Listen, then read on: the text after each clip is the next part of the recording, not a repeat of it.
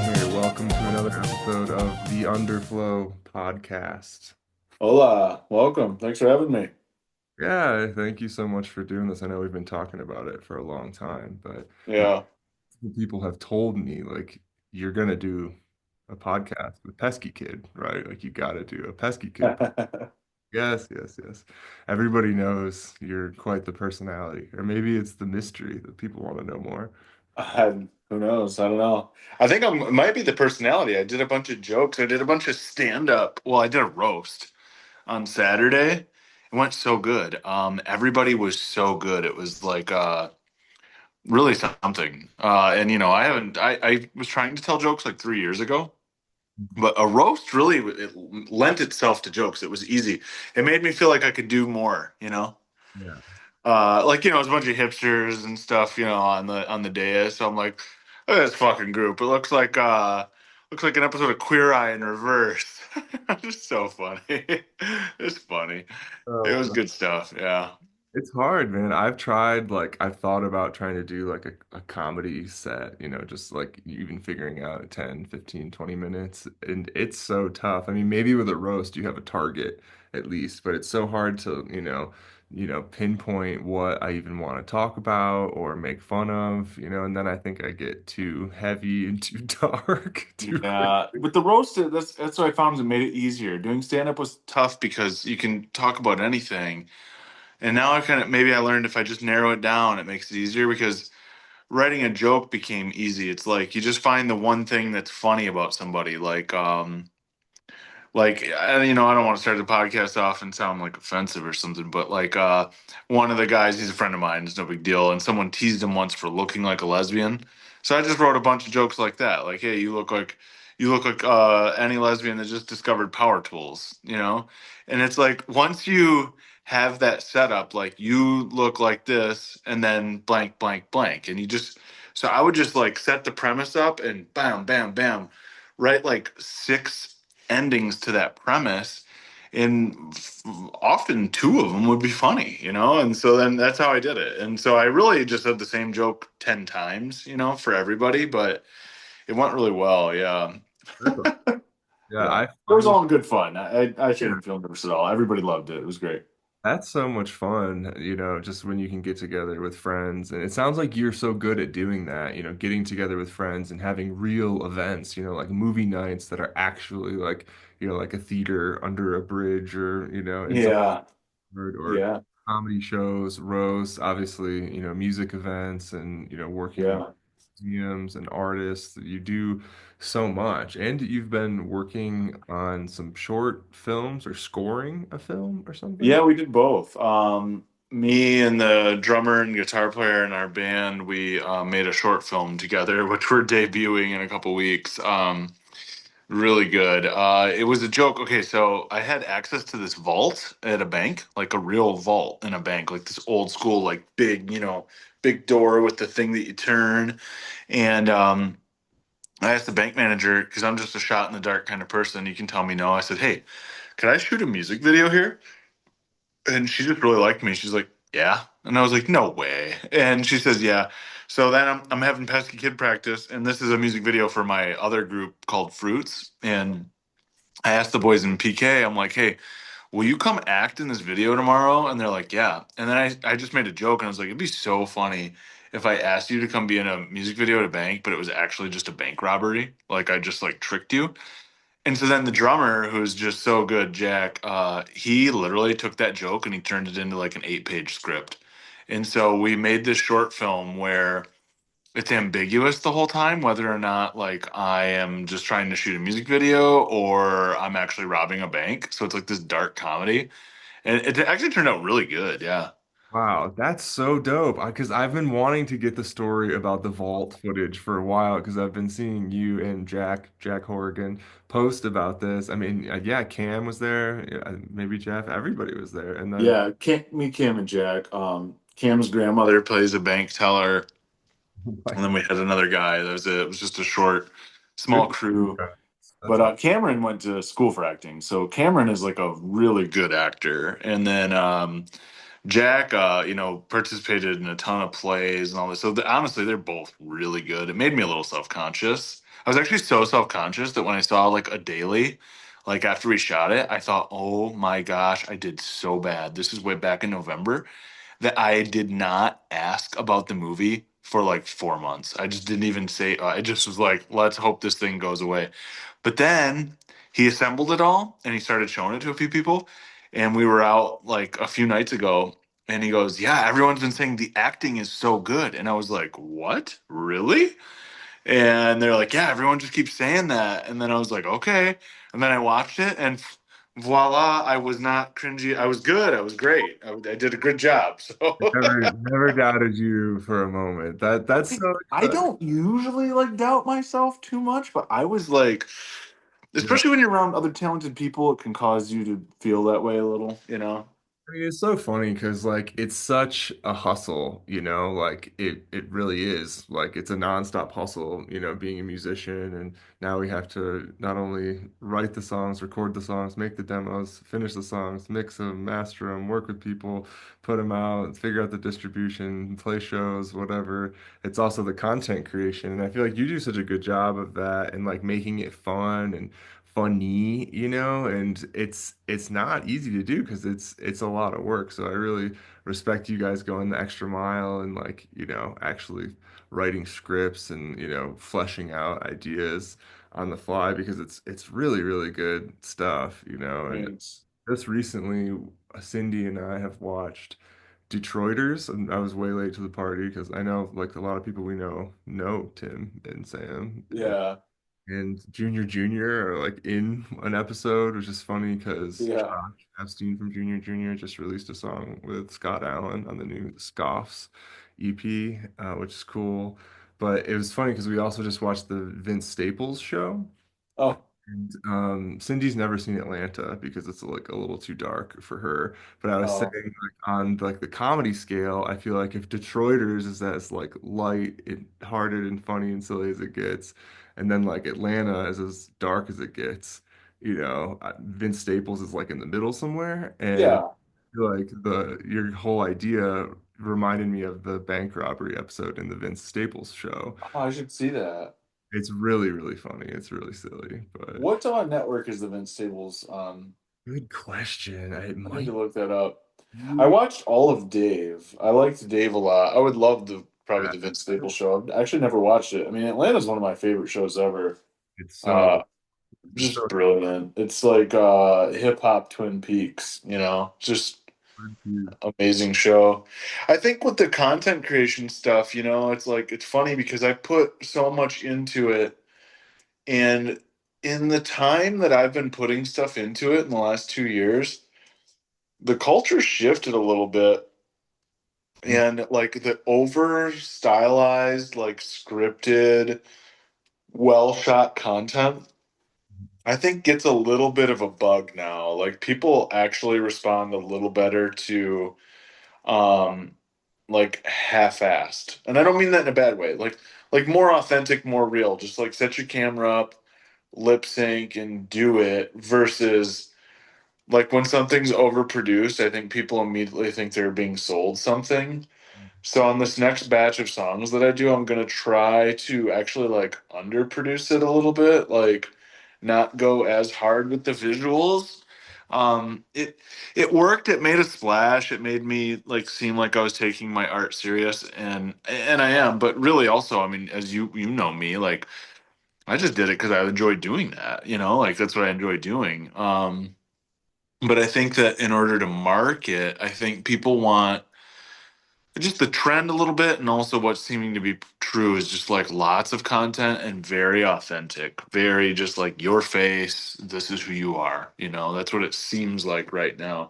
It's funny though that you say we got to like do all this shit because like you got to even know this stuff or you got to have ideas about it at least.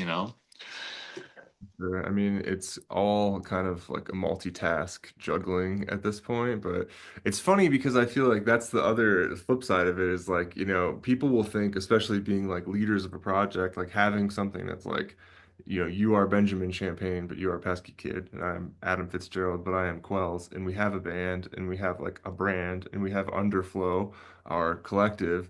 But at the end of the day, it's up to us to continue pushing and doing all these things and rehearsing and showing up and filming the stuff and editing the videos or whatever it is. So I feel like a lot of people think we're like narcissists or something because it's kind of that like ego-driven consumerist, like you said, it's a product, like driven, capitalist consumer culture. But on the same token, it's also just really important to us to make art and to express ourselves authentically through the creation of something. And I think that's where, self-doubt comes in or self-consciousness. And I think that's really healthy because, like, otherwise, I guess we are narcissists. And it's like finding that balance of like, I was having that conversation recently. Is like, in the East, they just want to like eviscerate ego totally, whereas in the West, like we identify with Freudian psychology, which is like the id, the devil on your shoulder, the superego, the angel on your shoulder. Yeah, totally.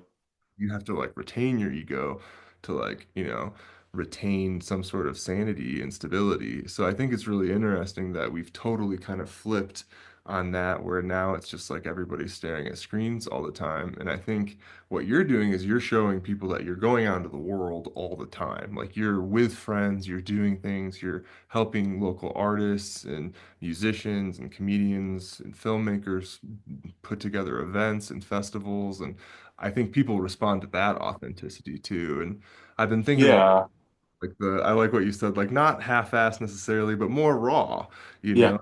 Our friend Chris Spino, who records us Coma Girls, he has a new yeah. EP dropping as Hell House too. Super good I shoegaze. saw that. Yeah, yeah.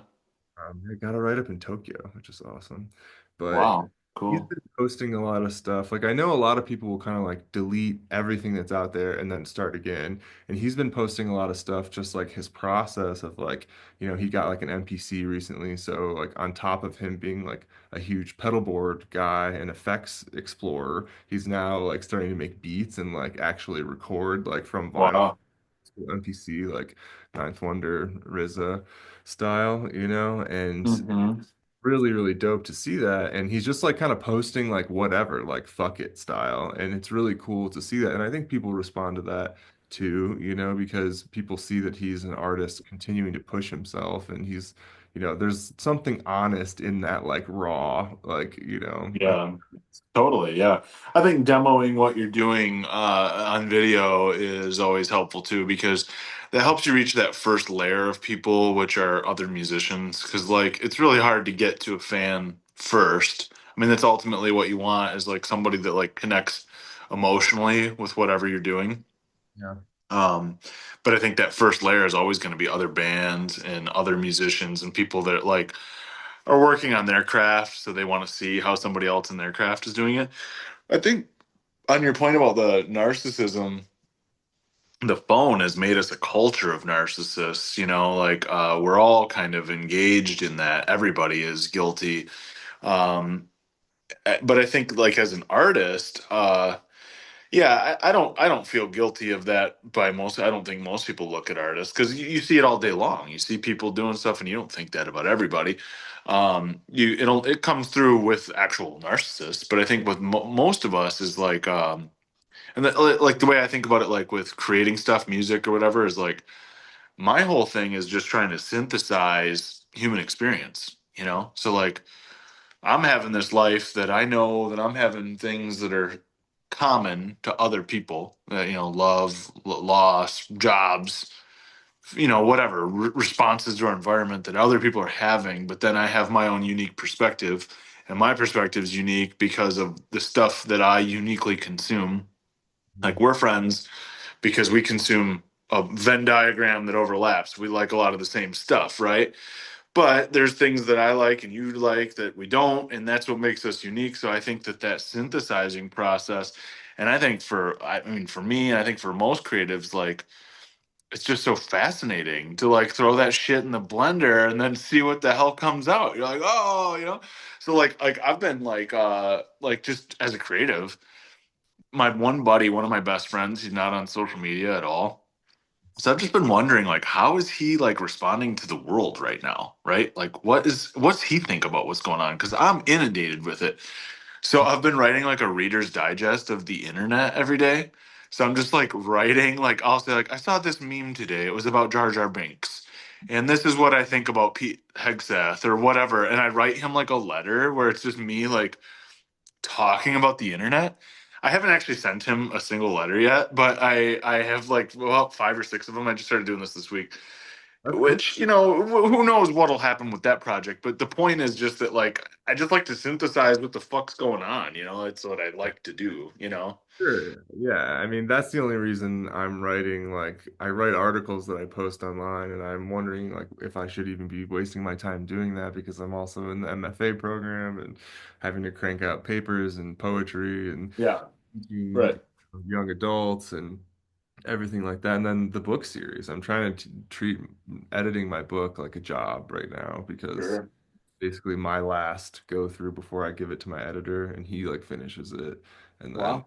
hopefully we're supposed to have like a big meeting in New York later this year. So we'll see. But I think regardless of how what we create is consumed and if there's reception to it or whatever, everyone's got their opinions and everyone's a critic. But like you said, I think it's just important to try to synthesize experience and share with others. That's been kind of like a motif of mine lately is that I feel like we can empower each other by sharing stories because, I mean, just the kids that I've been teaching in Denver, I mean, similar to kids that I was teaching in Detroit on 8 Mile a decade ago, it's incredible to see what young people in our country go through, and obviously we have our struggles and our privileges and the things we've overcome and the hard work we've put in to get to where we are, and there's still the struggles that we go through, but seeing what other people can overcome and young kids freshly off drugs that I've had in my class, and my partner Cindy is working in the fields of psychology, and so she's working with people trying to get sober or who have had multiple DUIs and whatnot, and Yeah. inspiring, but it's crazy to see how there are all these systems out there that are pretty much all designed to crush people. And there are people within those systems who want to help people. And there's, it makes me think of that James Baldwin quote that, the whole world is like fueled by the love of just a few people, really, and they're acting. Yeah. Wow, that's pretty cool. I didn't know that you guys were so active in the like getting sober community. That rules. I mean, that obviously changed my life. I think that getting on drugs changed my life too.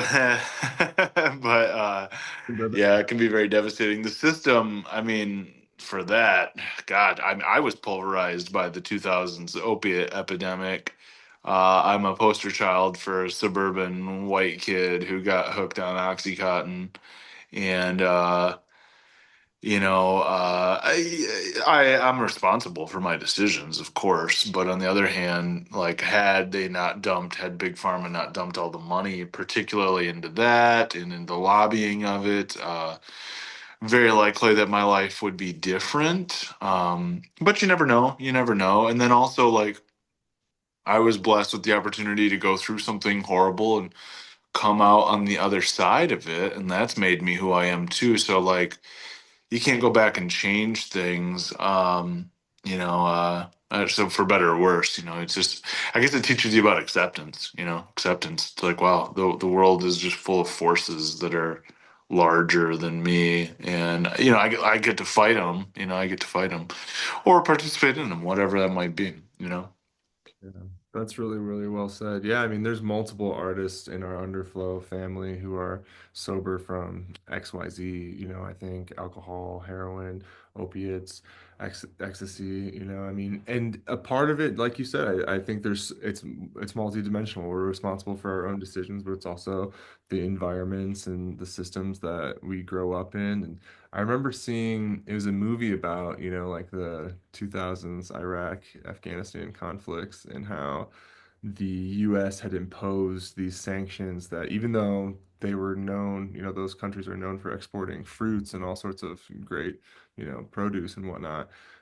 They were like annexed or outlawed, tariffed, and so they could only grow opium and poppy flowers. And Wow. because of the insane flooding of big pharma and, creating the opiate epidemic, which I mean, it's we've all, and not to go down, not that it's a conspiracy, we kind of have the receipts at this point that the CIA, Mossad, all of they're responsible for everything, just kind of like working hand in hand with cartels, like giving the cartels guns in exchange for drugs and human trafficking and flooding low income neighborhoods with. I remember like, again, growing up when we did like hearing about this like through like the Chappelle show, like, back in the day, like he has some joke where he has like a white lady sing all the things that like a black man in America can't say. And he says like, crack was intentionally like developed and distributed like in low income neighborhoods. And Sure. then he says like AIDS was too or whatever. And and like there's all the and like I had no idea, obviously there's the New York Times just ran a whole op-ed. There's this great reporter I've been following. She's really great. And she doesn't work for the New York Times, but she had shared something that they ran this whole I guess it was more of an expose about how like if the lab leak theory is no longer a theory, I need to read through all this stuff, but they're just like confirming it. And what all the journalists are saying is even worse than all that, or whatever that means, is that our government was totally complicit in like some really nefarious shit, as they always are and have been. But it's so crazy to kind of see all of these things converge at the same time as there's, all these genocides going on in the Middle East and Africa, and then, like all of a sudden students and protesters are being deported. We were talking a little bit before, we started filming, we were talking about, electronic devices being scanned Yeah. now, and it's just interesting to think that, we've always been kind of like these like, at the core punk DIY spirits, Sure. and through our own life experiences, hardships, mistakes, successes, achievements, I feel like we've found that catharsis happens through art. I was even reading the definition of the word catharsis the other day, and it Oh said yeah. creates empathy, usually happens through art and experience and da da da. And Yeah. so it's wild to think that, the land of the free, the First Amendment, obsessed country with free speech and everything, that we're kind of in this era where we know we're being watched and monitored, and, students. What the electronics thing, I mean, I don't know exactly what's happening. I think that if you're foreign, they're detaining you, which is, or sending you back and not even letting you into America. But I Revoking. think with the citizens, you and I think this is conjecture. This is my guess. That sorry, someone's calling me on my phone. Uh, whoa. Okay, there we go. I think that it's probably like the 1950s Red Scare, that they are literally just probably adding you to a list. Like if they go through your phone and find anything that's, anti right wing, you're on a list. You're on a list, just like they were doing to communists in the 50s. That'd be my guess. And then, as they work their way from Mahmoud Khalil down, eventually they have enough room in an El Salvadorian prison for Adam Fitzgerald, and they come after you, or what? I that's conjecture, but that's what it feels like. It's like, what other reason would you have to search my electronic device? Somebody had said that, like, oh, they're putting tracking devices on. It's like, well, your phone's already a giant tracking device. Like, they don't need to do that. So they probably are just identifying you. Would be my guess. Yeah, that's exactly what I think is most likely happening. And yeah, I think I've been reading a lot, that people are saying it's akin to McCarthyism, which, Yeah, because I mean, Cindy and I have been watching a lot of like biopics and documentaries, and there's a good one about, is it Dalton Trumbo, yeah, mhm, screenwriter. He like won Oscar for writing Best Picture, but he had won several under aliases. He wrote Roman Holiday, I guess. yeah, yeah, And he straight up did jail time, I think, like a year yeah. or two. Well, there's that Palestinian director that won an Oscar that is currently being held by Israelis. He went back to Palestine and they grabbed him up. So, I mean, it's just happening again right now. But it's pretty horrifying. It's pretty horrifying. I'm doing my best. Actually, I've been doing nothing but like writing protest songs actually for like since he took office. That not they're soft protests. They're protests in the way that Dylan protested. Well, I shouldn't say that. He might have even been more direct. But I've been just writing a lot of lyrics about injustice. And I'm definitely like one of my things is PK has been to write songs about how technology shapes our identity or our self of our idea of identity.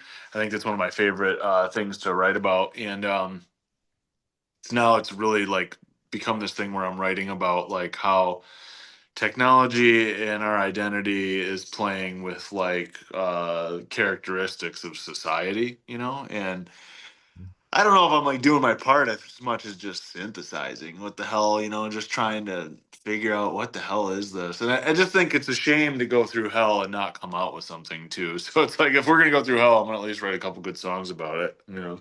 Yeah, no, I mean, I feel like I've seen a lot of artists and people we respect and admire say that, art is a reflection of the world the artist is living through and their experiences. And, I've again been kind of going down the rabbit hole watching all sorts of like movies I've been learning a lot about the Black Panther movement and Me the too, actually. I have to. Yeah. movie Judas and the Black Messiah. I don't know if you've seen that, but I I love heard about it. we were just talking about Atlanta, and I love Lakeith Stanfield. So we've been like watching like anything he's in. But yeah, absolutely incredible. And the dude, I think he was in Get Out, is he plays Fred Hampton and is really, really good. Oh, okay. Okay, yeah, I need to see that. Yeah, Lakeith is amazing. Sorry to Bother You is a really great movie.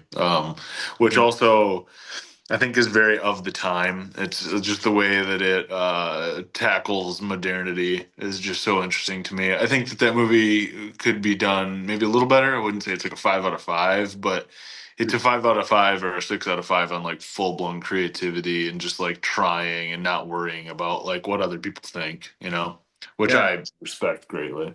yeah, and I mean, I think that's what has always inspired me since I was young. And maybe we should take it back. I always ask, like, each artist that's in our Underflow family and that we're interviewing here to maybe give like a little bit of a timeline.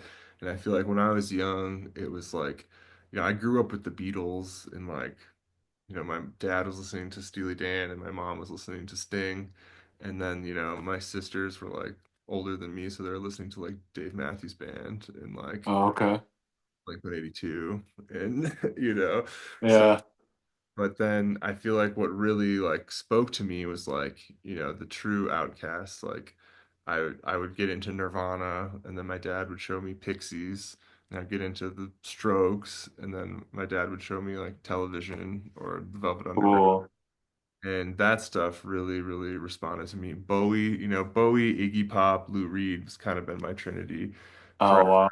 as well That's as being inspired by like Chris Farley and Tupac as much as, Ian Curtis, sure. Kurt Cobain, but Yeah, I think when I was young, I might, we're about the same age. I 90s R&B, like that was what was on the radio. So like I think some of my first tapes and CDs were like TLC. I had that, and I had Snoop Dogg Doggy Style, which I had to like play quietly so my mom didn't hear it.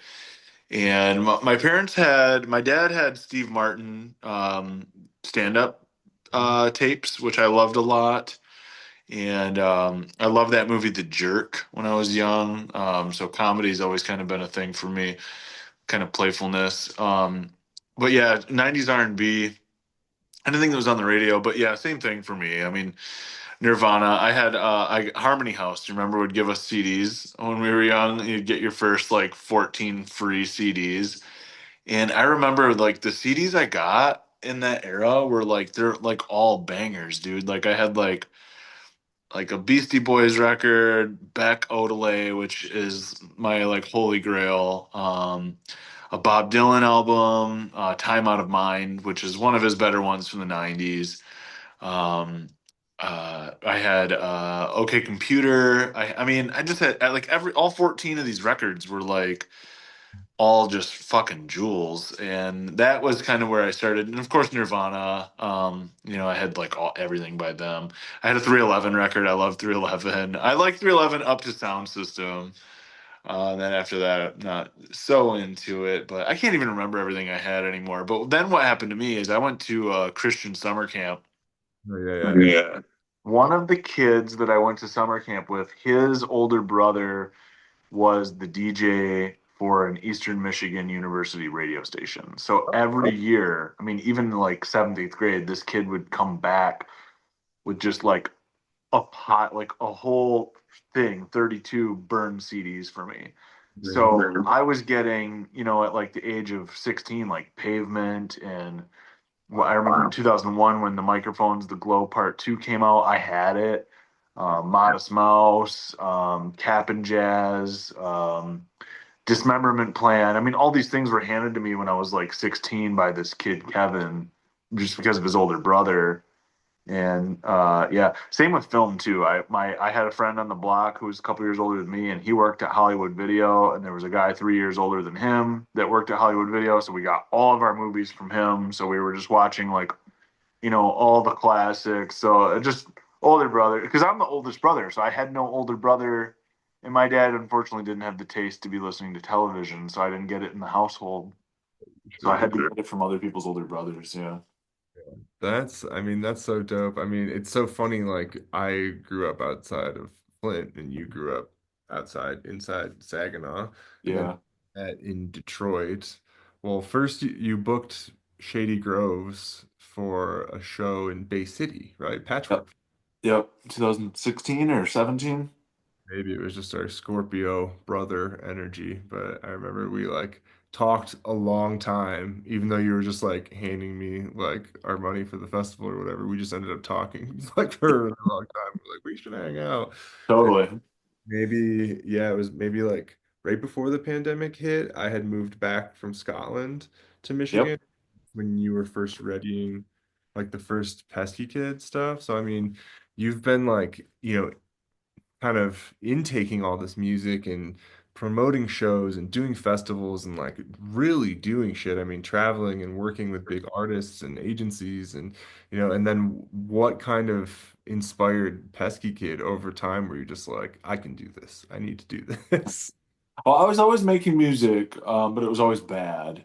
And the pandemic was the first time that gave me the chance to slow down and take my time with it and make things that were a little better.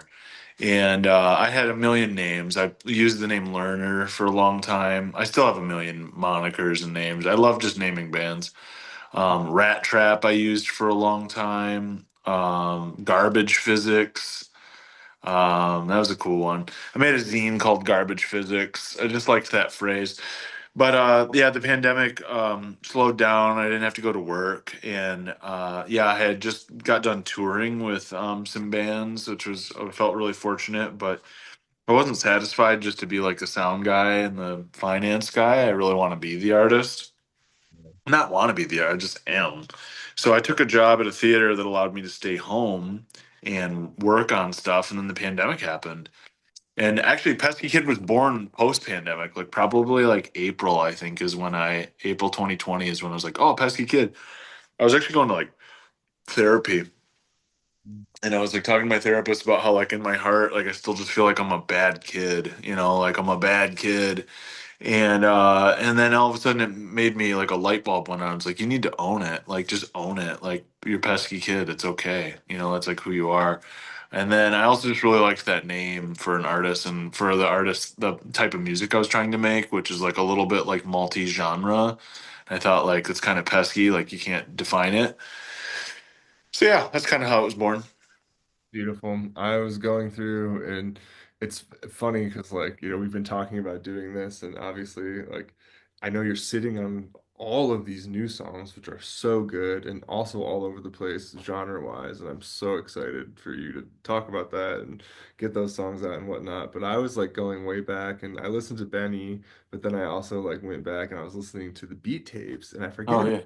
tapes, and they're so fucking good, like ridiculous Yeah. good, man. Thanks. My drummer just moved out of town, and my guitar player is moving to Bushwick. So I'm losing my band, unfortunately. I Yeah. mean, there's other people that are in the orbit, so that we'll have a band still. But I've been thinking about doing a thing called Pesky Kid Sound System and bringing back more of the beats and stuff like that, and doing something that's like a little more kind of like a little more like what Sam's doing with Dirt Room, like DJing and like really laying down like 6 minute grooves and making it a little bit more of a dance party.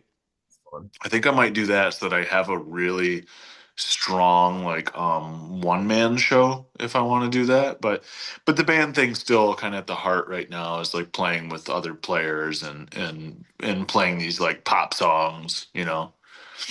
Yeah, it's so much fun having a band. I don't know if you've seen the Bob Dylan movie yet, but there's one Yeah.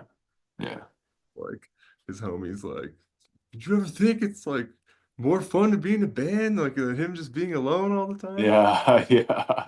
And It is. I mean, that's dude. The dudes in the band right now, Jeff, Cam, Jack, are my best friends. Love those guys. I mean, I'm genuinely like, almost cried when they were like, "Hey, we're gonna not be in this." I'm like, "Shit." So we're playing like a last show with this lineup in a couple weeks, but I mean, because those guys are all creatives like I am, like you are. Like they create in every medium, and that's what's so important to me. Is like music is just one facet of overall creativity, you know. And when I'm with other people that think the way I do, that makes me feel more alive, you know.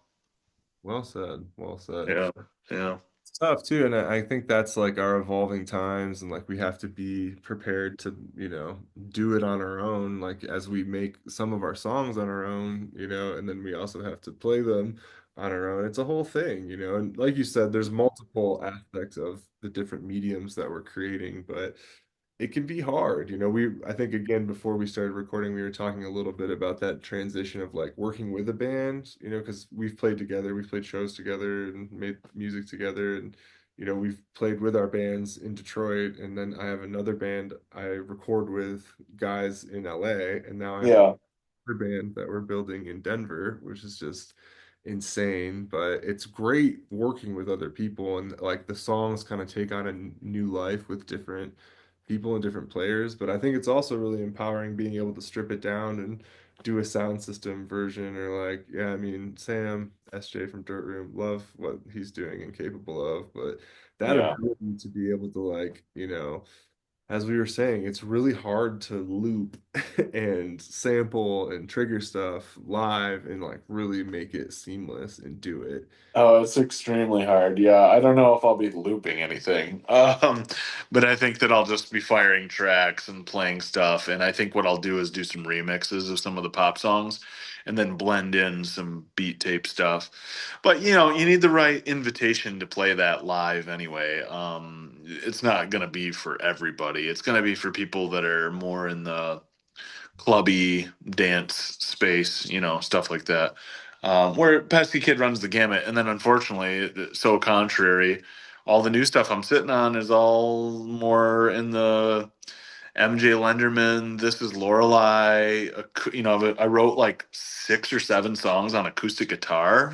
Like they're not Bob Dylan, but they're not as jazzy as Unchained Id or Real Love or jazzy's not the word. They're not as dancey, They're more like indie rock, which is just how I was feeling this winter, and they've lent themselves to those protest, social consciousness lyrics that I've been more interested in.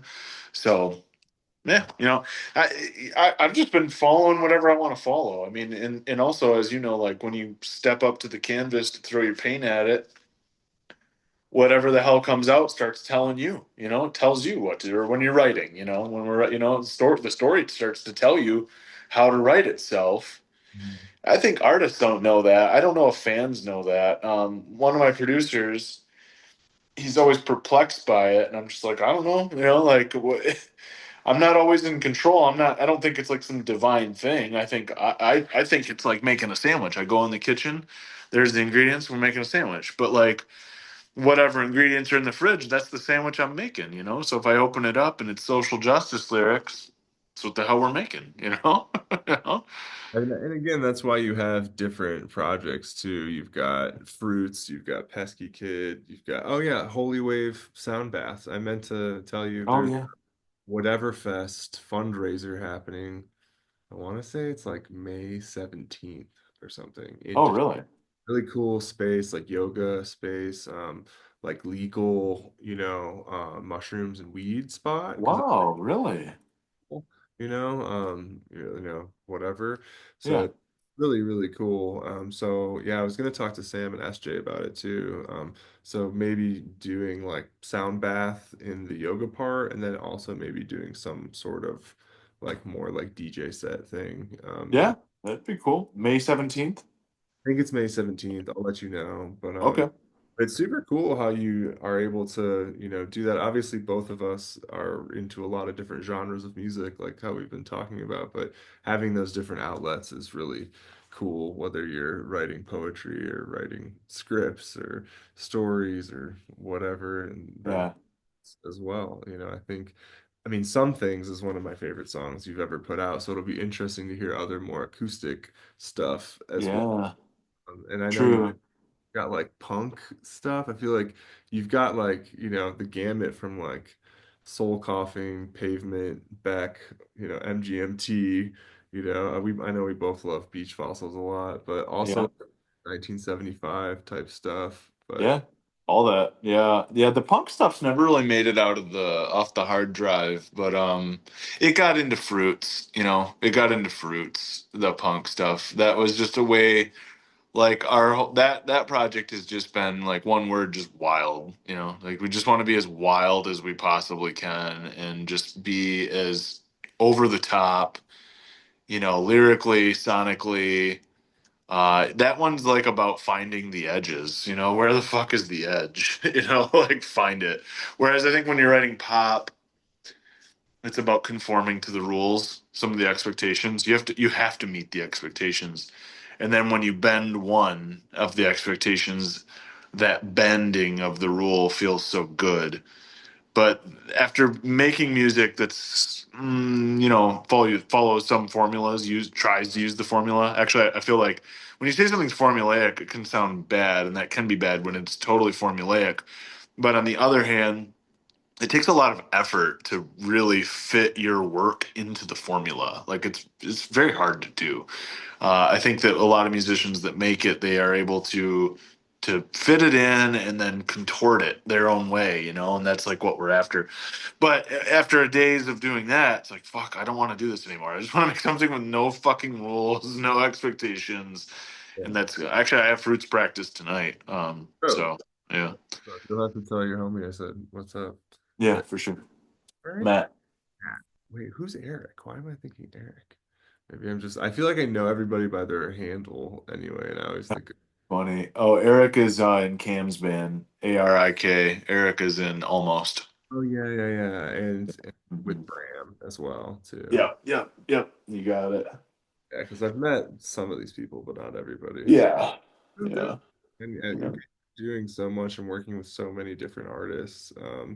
Man, I love the fruit stuff because it's so wild. I mean, that's part of why I made the Larks beat tape, all the instrumentals, is just because I needed to do something. Like you said, it's not even if every song's just verse, chorus, bridge, chorus, but like you said, kind of like th 3 minute, 2 minute pop song, hooks. And I think that's something you're really good at is whether it's a verse or a chorus or a pre-chorus or bridge or whatever, it doesn't really matter. You kind of have a hook in every part, and I think the more hey, you explore different genres and different projects, I loved making the instrumental beats because I'm like working with samples and then my own music and kind of like, I love all the Dust Brothers production stuff that we were talking about, like the Beastie Boys and Beck Records and stuff. And they did the Fight Club soundtrack too, which is yeah, fucking yeah.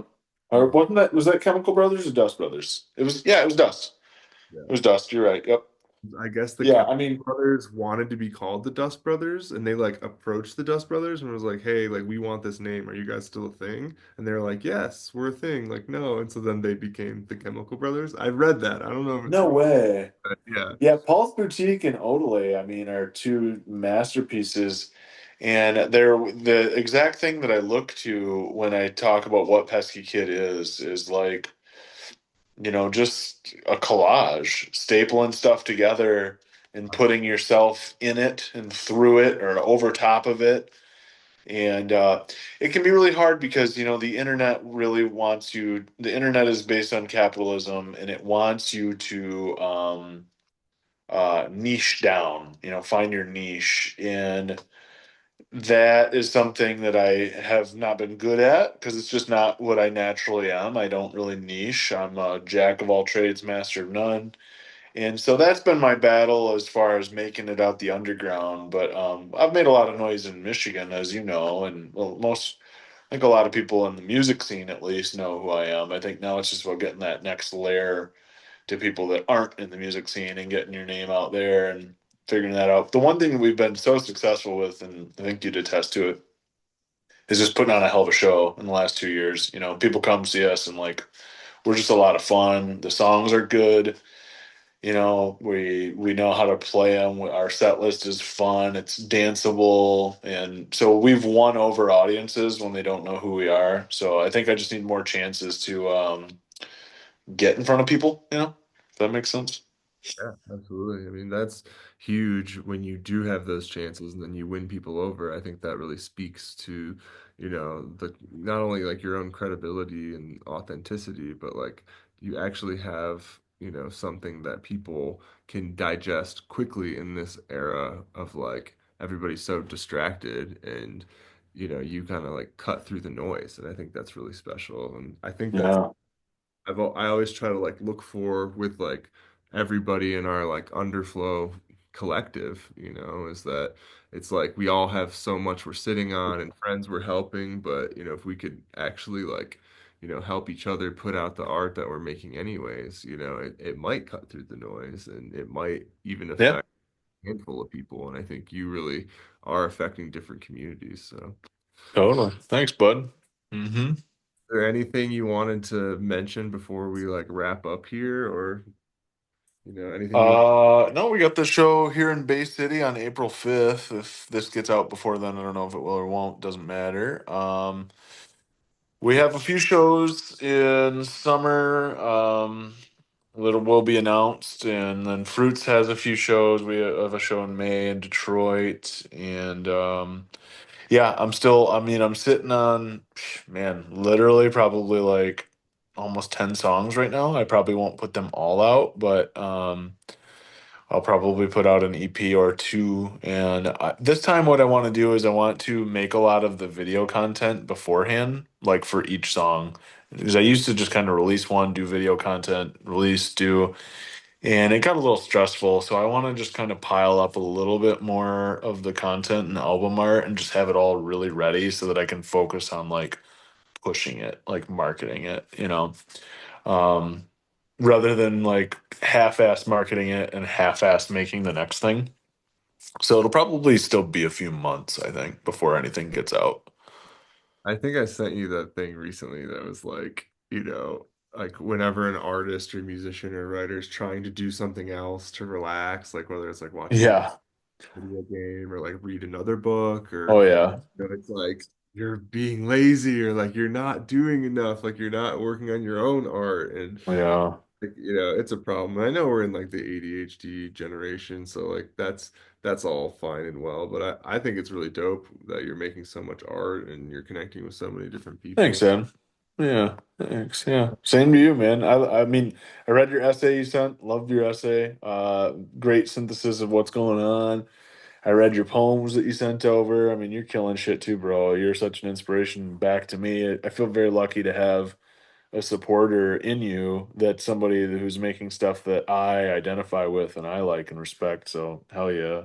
So, yeah, I'm really happy that people seem to really enjoy the song we made too. Like I The was, song we made is so good. That shit is both oh, versions are so fucking good. We'll do it again. Let's do another yeah, one this no, summer. for sure, for sure. I Yeah.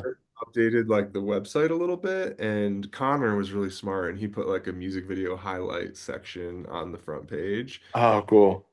Put Real Love in there, and then I realized, oh, I could put press clips with the music video, so I did. And like the stuff that Italian outlet and the French Yeah. said was like so nice, like saying it was like a Gorilla's UMO collab or Love something. that. Hell Like yeah.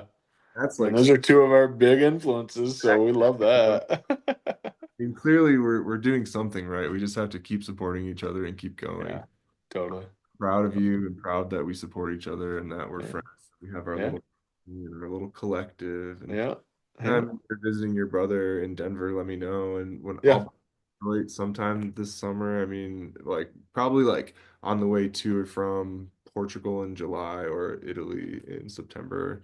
We'll Okay. figure, but keep in touch. And I'm so glad we got to do this. Thank you so Yeah, much. it's fun. This is good. Thanks, Evan. Absolutely. Adios. Love you, pesky kid. Take Love you too, bud.